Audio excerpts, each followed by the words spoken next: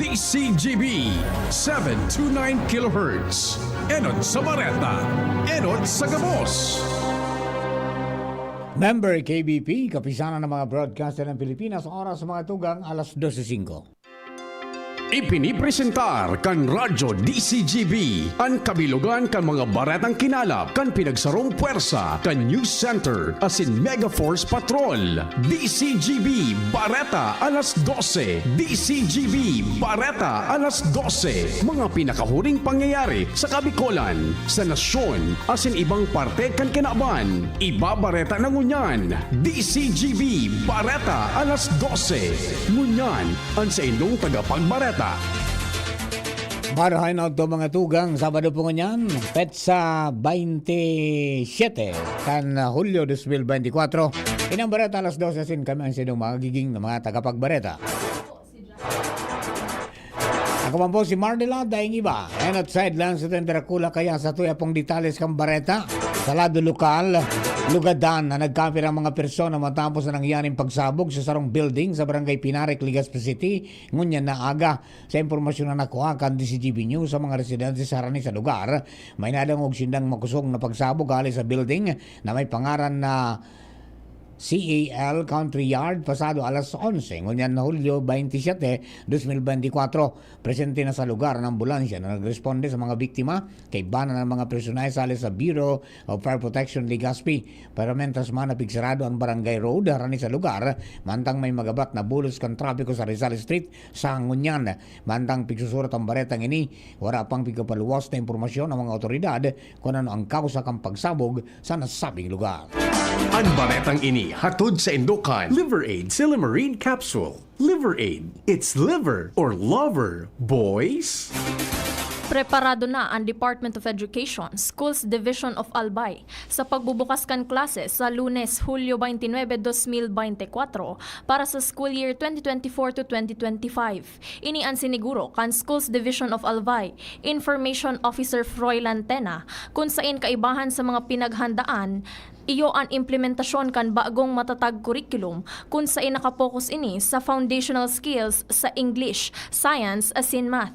Sigun kay Tena, kaibahan sa mga paghahandaan pagpairarom sa ensayo kan sobra sa 500 na mga principal sa Albay para sa Division Training of Trainers, asin 500 na paratukdo naman ang nag-ensayo para sa School-Based Training of Teachers.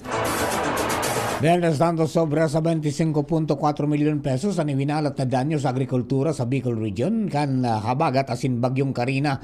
Sigon sa Department of Agriculture Bicol, spokesperson Lobela Gorin, nasa 2,120 na mga paraom asin parasira hali sa probinsya kang Camarines Norte, Camarines Sur, Sorsogon asin Albay, ang apektado kan raot kang panahon na nagdistroso sa sobra 1,000 o kaya natanuman.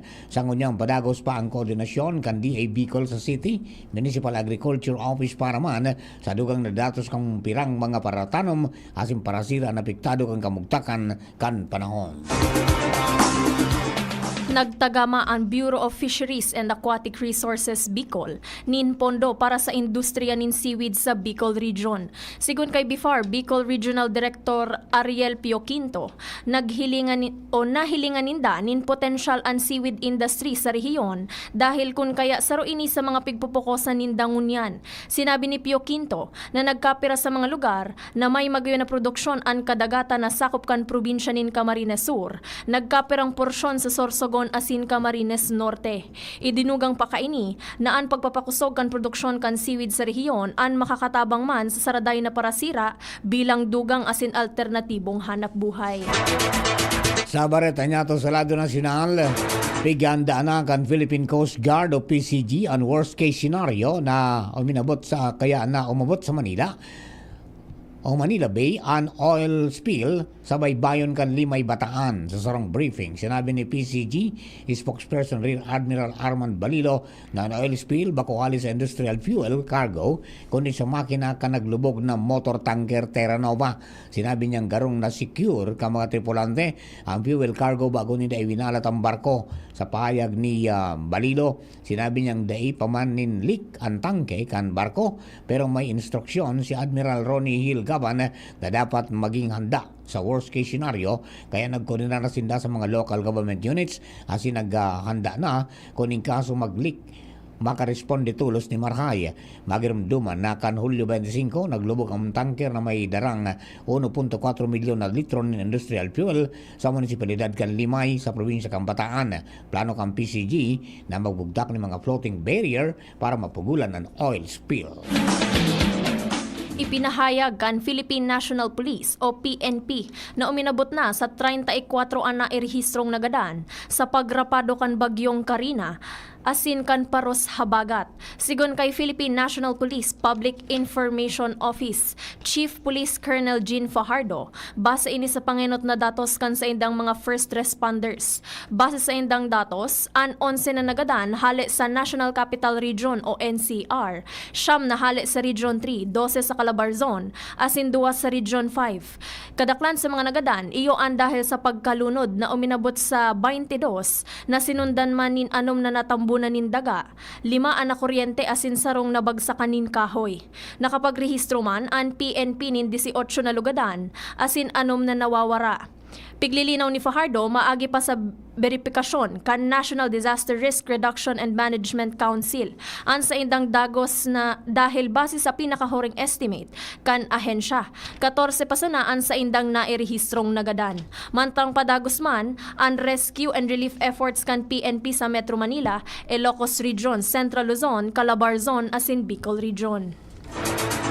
Sa bareta niya to sa ibang nasyon, nadakop kan mga otoridad sa Estados Unidos ang saro sa mga lider kang pinakadakulang drug cartel sa kinaban na si Ismael El Mayo Zambada. Nadakop si Zambada ka mga US federal agents sa El Paso, Texas. Ang 76 anyos na si Zambada ang nagsulong kang criminal organization kay banan si Joaquin El Chapo Guzman na sangunya nakakulong sa Amerika. Kay banan na naaresto ni Zambada ang agi ni Guzman na si Joaquin Guzman Lopez. Kam Pebrero, kinasuhan si Zambada kan US prosecutors in conspiracy to make and distribute fentanyl, ang droga na mas makusog pa sa heroin na iyong pigbasol sa krisis kan opioid sa Estados Unidos.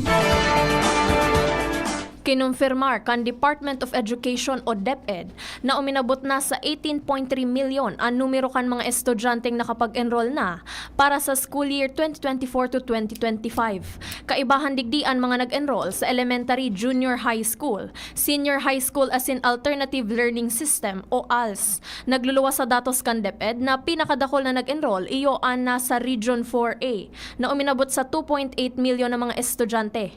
Nagsunod man ang Region 3 na may 2.1 milyon, asin naglalaom ang DepEd na madudugangan pa ang nasabing numero sa mga masunod na aldaw. Baretang Sports, napili si 8th Division World's Men's Pro Boxing Champion Emmanuel Manny Pacquiao ang number 1 Asian sa 21st Century Top 100 Professional Athletes kan sports website kan nakaaging aldaw. Sinabi kan Sports Media Company na nanggana si Pacquiao nin world title sa unprecedented 8 weight divisions na nagpahiling kan sa iyang versatility and dominance na namayagpag sa laog nin tulong dekada kung saan dinaraog niya ang dakol na boxing legends. Kaibahan sa listahan sina weightlifter Hedilyn Diaz asin basketball player Junmar Fajardo. Si Diaz ang nagtaonin primerong medalyang bulawan kan Pilipinas sa 32nd Summer Olympic Games 2020+1 sa Tokyo Women's Weightlifting matapos ang 97 taon. Ganaman siya sa World Championships, World Cup, Asian Games asin Southeast Asian Games. Si Fajardo naman ang napili dahil sa pagiging miyembro kan National Men's Basketball Team na nag-gold pagkatapos nin 6 na dekada kan sarong taon sa Hanzhou Asian, buminawi nin Asia Games sa Cambodia, nakasampulong titulo na asin 7 most valuable player para sa Philippine Basketball Association. Mga tugang yan po ang kabilugan sa tuyang alas 12 mga bareta. Tinipar sa kinalap sa DCGB News base na nakalis na 6 oras. Sa pangarang ka nagsulat kang bareta, Angel Mostaza, Jenny Machiwalaran, asin man si Mary Joy Jaresco. Radio Technical, Kuya Nems Flora, DCGB Social Media Department, kaya pasabi tapo dyan si Jerome Nico Martinez. Kami po ang sino mga naging tagapagbareta. Ako po si Jasmine Baloloy. Ako po si Mardela, thank you for keeping us company. Abangan po, taud-taud sa naman, masunod na ang programa kan University of Nueva Cáceres. Sa indong nadangog